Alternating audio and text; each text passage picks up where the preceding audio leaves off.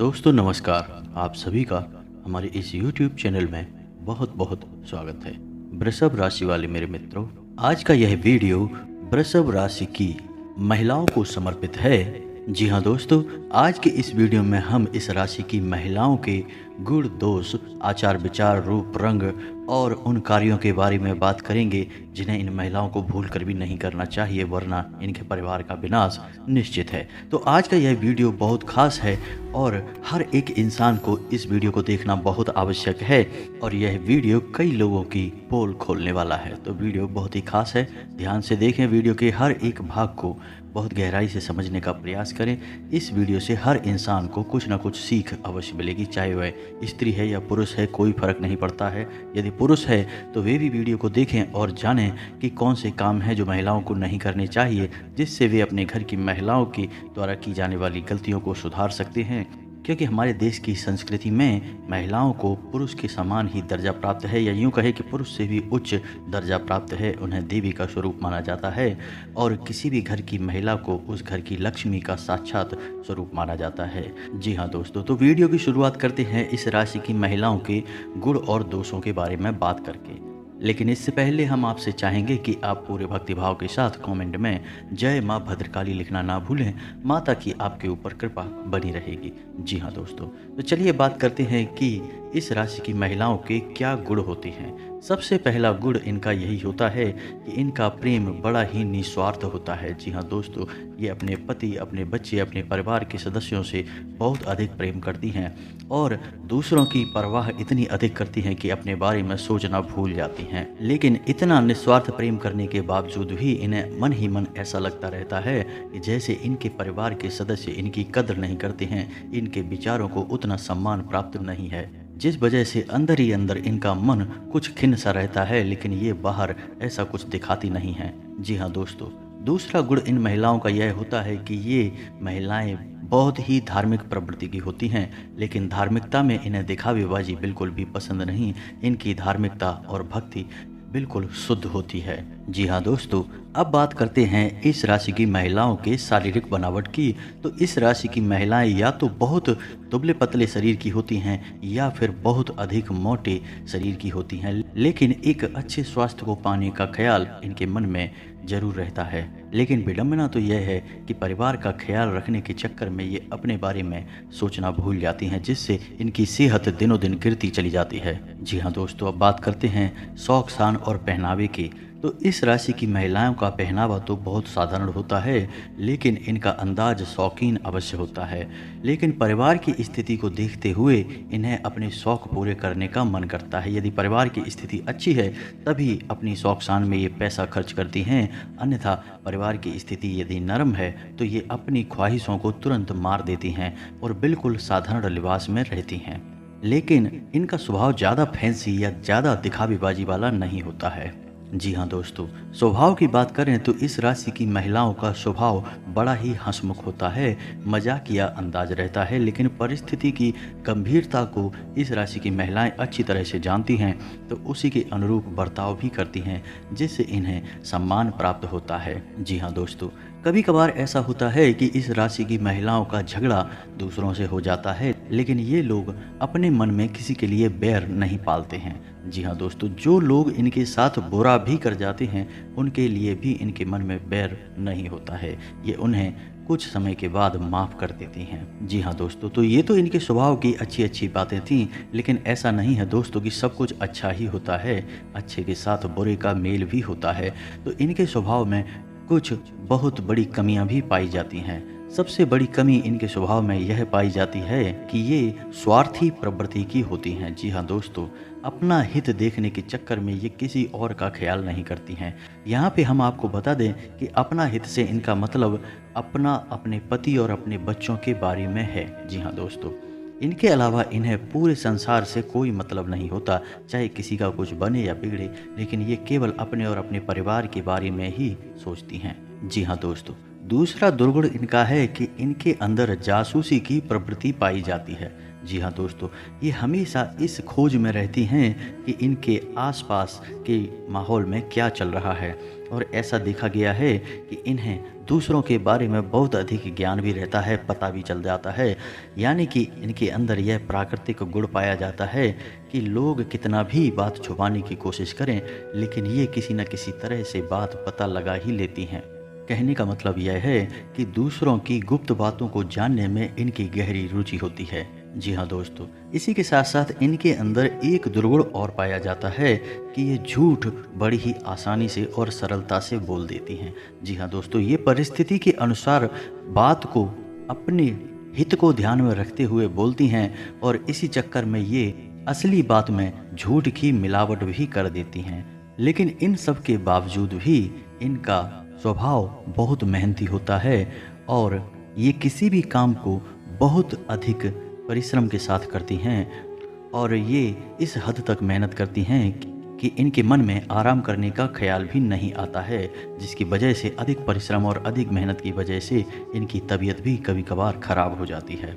जी हाँ दोस्तों, तो ये तो थी इस राशि की महिलाओं के गुण और दोषों के बारे में। और अब बात करते हैं कि कौन से हैं वो 10 काम जो किसी भी महिला को भूल कर भी नहीं करने चाहिए, वरना उनके घर में दरिद्रता का प्रवेश हो जाता है, लक्ष्मी बाहर चली जाती है और घर का विनाश शुरू हो जाता है। जी हाँ दोस्तों, तो इन कार्यों में सबसे पहला कार्य जो महिलाएं अक्सर करती रहती हैं, जाने अनजाने ही सही, वह कार्य है कि रखे हुए आटे की रोटी बना देना। जी हाँ दोस्तों, आटे को इस्तेमाल करने की कुछ शास्त्रीय विधियां हैं। जी हाँ दोस्तों, ऐसे ही अगर हम बिना सोचे समझे आटे को इस्तेमाल करेंगे तो यह आटा कुछ और ही दुष्परिणाम हमें देगा, हमारे घर में नकारात्मक ऊर्जा को बढ़ा देगा। तो कुछ सावधानियां हैं जो आपको रखनी चाहिए। सबसे पहले कि जब आपको रोटियां बनानी हैं, उतना ही आटा आपको तैयार करना है रोटी बनाने के लिए। कोशिश यह करें कि बाद में अधिक आटा ना बचे, क्योंकि आप बचे हुए आटे की बाद में रोटियां बनाएंगे। वैसा आप ना करें। अगर हो सके तो उस आटे की कुछ और रोटियां बना दें और उसे गाय या कुत्ते को खिला दें, यह बहुत ही शुभ होगा। दूसरा, यदि आपने आटा माड़ लिया है और रोटियां बनाने में कुछ देर है, तो आप उस आटे में उंगलियों के निशान बना दें और उसे गीले कॉटन के कपड़े से ढक कर रख दें। यदि आपने ऐसा नहीं किया तो वह आटा पिंड का स्वरूप ले लेगा और पितरों का भोजन बन जाएगा। बाद में जब आप उस आटे से रोटियां बनाएंगे तो आप पितरों का भोजन अपने परिवार के लोगों को खिलाएंगे, जिससे घर परिवार पर पितृ दोष लगता है। एक और बात कि रात में बचे हुए आटे को फ्रिज में ना रखें, किसी भी कीमत पे ना रखें। बात यही है कि जब भी आप बचे हुए आटे को फ्रिज में रख देती हैं तो वह आटा पिंड का स्वरूप ले लेता है और पितरों का भोजन बन जाता है। तो कोशिश यह करें कि जितनी आवश्यकता है उतना ही आटा माड़ें, और यदि आटा बच जाता है तो उसकी अधिक रोटियां बनाकर गाय या कुत्ते को खिला दें। यह देखने में कुछ बर्बादी जैसा जान पड़ता है कि कितनी रोटियां हम कुत्तों को खिलाएं या गाय को खिलाएं, लेकिन दोस्तों ऐसा करने से आपके घर में सदगति आएगी, धन दौलत आएगी, आपके काम धंधे व्यापार अच्छे चलेंगे, तो बाद में सब कुछ सही हो जाएगा। जी हाँ दोस्तों, और दूसरी गलती यह है कि सूर्यास्त के बाद कभी भी घर में झाड़ू नहीं लगानी चाहिए। जी हाँ दोस्तों, यदि आपने झाड़ू लगाई भी है तो घर के कचरे को सूर्यास्त के बाद घर से बाहर बिल्कुल भी ना निकालें, उसे किसी कोने में इकट्ठा करके रखें। दूसरे दिन जब सूर्योदय हो जाए उसके बाद उसे घर से बाहर निकालें, अन्यथा आपके घर की लक्ष्मी बाहर चली जाती है। जी हाँ दोस्तों, तीसरी गलती यह है कि रात्रि के समय कभी भी कपड़े नहीं धोने चाहिए, और यदि आपने कपड़े धुल भी दिए हैं तो उन्हें बाहर सूखने के लिए हरगिज ना डालें, वरना आपकी कुंडली में चंद्र दोष उत्पन्न हो जाता है। जी हाँ दोस्तों, चौथी गलती महिलाएं जो अक्सर कर जाती हैं कि खाना बनाने के बाद जो बर्तन गर्म होता है, जैसे तवे पर रोटियां बनाई और तवा गर्म है, उस पर सीधे ठंडा पानी डालकर उसे मांजने की कोशिश करने लगती हैं। तो उन्हें ऐसा नहीं करना चाहिए, वरना राहु दोष उत्पन्न हो जाता है। जब भी किसी गर्म बर्तन में सीधे पानी डालकर उसे धोने की कोशिश की जाती है तो राहु उत्तेजित हो जाते हैं और दोष उत्पन्न करते हैं, जिससे घर में क्लेश का माहौल उत्पन्न होता है, खुशियाँ गायब होती हैं। जी हाँ दोस्तों, अब बात करते हैं पांचवी गलती की। तो किसी भी सुहागन महिला को अपने सुहाग का सामान किसी अन्य महिला के साथ बांटना नहीं चाहिए, यह बहुत ही अपशगुनकारी होता है। खास करके मांग टीका, बिंदी और काजल, इन्हें सुहाग की निशानियां माना जाता है।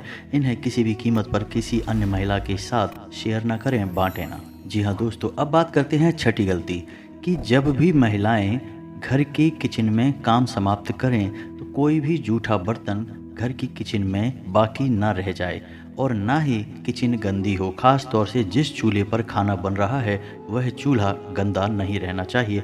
रात्रि को सोते समय घर की किचन बिल्कुल साफ सुथरी होनी चाहिए और यही नियम घर के हर एक कमरे का भी होना चाहिए। खास तौर से जिस कमरे में आप शयन करते हैं यानी आपका बेडरूम, वहाँ पर भी कोई भी जूठा बर्तन रात्रि के समय नहीं होना चाहिए। इससे आपका मंगल खराब होता है और घर के लोगों की मानसिकता दूषित होती है और क्लेश का माहौल उत्पन्न होता है और परिवार के लोगों में आपसी प्रेम कम हो जाता है। अब बात करते हैं सातवीं गलती की। जी हाँ दोस्तों, यदि कोई महिला अपने घर में तुलसी का पूजन नहीं करती है, तुलसी का पौधा तो हर घर में होता ही है और इसे सकारात्मकता का प्रतीक माना जाता है और तुलसी को विष्णु प्रिया भी कहा जाता है। यानी जिस घर में फलती फूलती तुलसी होंगी उस घर में धन दौलत आने से कोई रोक नहीं सकता है।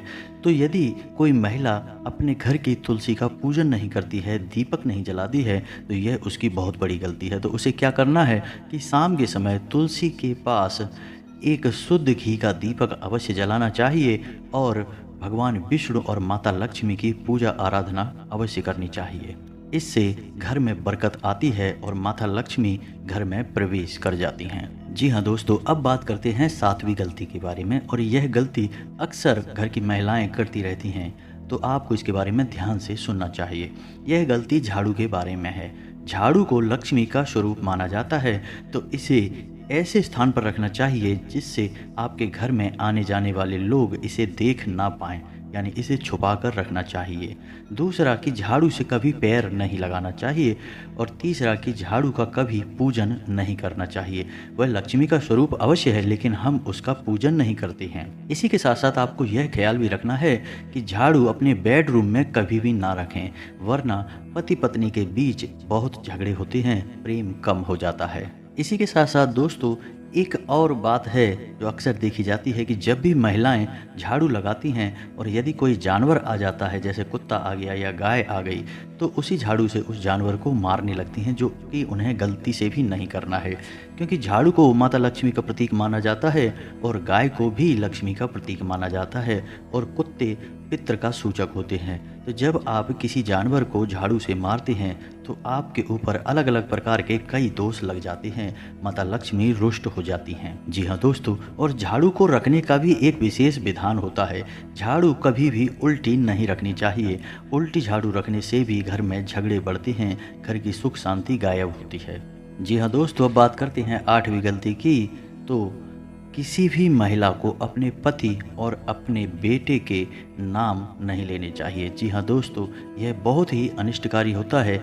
इससे दोनों की ही उम्र कम होती है। आपने अक्सर शास्त्रों में यह सुना होगा कि भगवान श्री कृष्ण की माता यशोदा उन्हें कभी भी उनके नाम से नहीं बुलाती थी, हमेशा लल्ला ही कहकर बुलाती थी। और हमारे देश में पुरानी परंपरा है कि हमारे घर के बेटों के नाम बदल कर कुछ और रख दिए जाते हैं, जैसे कोई बाबू कहता है, कोई बेटा कहता है या कुछ और, लेकिन उनका मुख्य नाम कभी भी नहीं लिया जाता है। तो आपको यह विशेष ख्याल रखना है कि अपने पति और अपने बेटे का नाम नहीं लेना है, वरना दोनों की ही उम्र कम होती है। जी हाँ दोस्तों, अब बात करते हैं 9वीं गलती की कि किसी भी महिला को दक्षिण दिशा की ओर मुख करके भोजन नहीं बनाना चाहिए।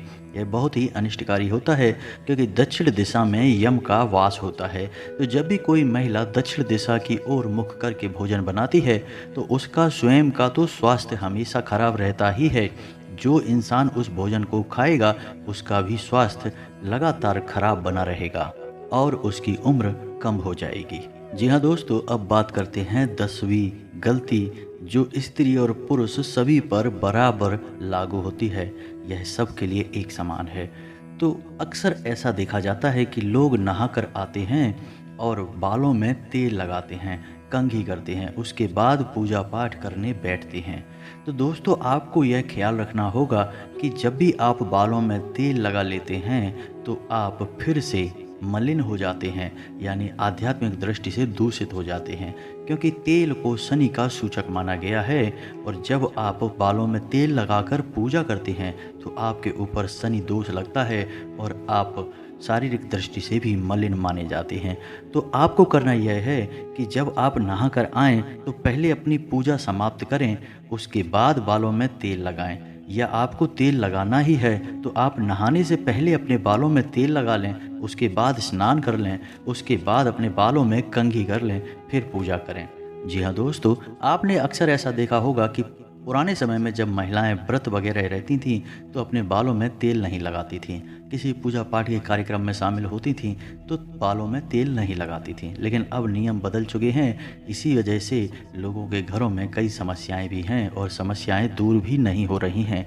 क्योंकि उपाय आप कितने ही बड़े बड़े क्यों ना करते चले जाएं, लेकिन आप अपने आसपास के परिवेश को नहीं सुधारेंगे, अपनी गलतियों को नहीं सुधारेंगे, तब तक उपाय फलीभूत नहीं होंगे, आपको कोई लाभ नहीं दे पाएंगे। जी हाँ दोस्तों, तो उम्मीद है कि वीडियो में बताई गई जानकारी आपको पसंद आई होगी और आप इस जानकारी के माध्यम से यह भी जान सकते हैं कि आपके घर की महिलाएं और या फिर स्वयं महिलाएं ही इस वीडियो को देख रही हैं तो वो खुद भी जान सकती हैं कि वे कौन सी गलतियों को दोहराती चली आ रही हैं। धीरे धीरे आप अपनी गलतियों को सुधारें, आपके जीवन में निश्चित ही परिवर्तन आएंगे। कुछ और बातें हैं जो आपको हम बताना चाहेंगे मित्रों, कि आपको अपने घर में शमी का और आंवले का पौधा भी अवश्य ही रोपित करना चाहिए। उसे उत्तर दिशा में रोपित करें, इससे भी आपके घर में माता लक्ष्मी का प्रवेश होगा और आपकी सारी बाधाएं कट जाएंगी।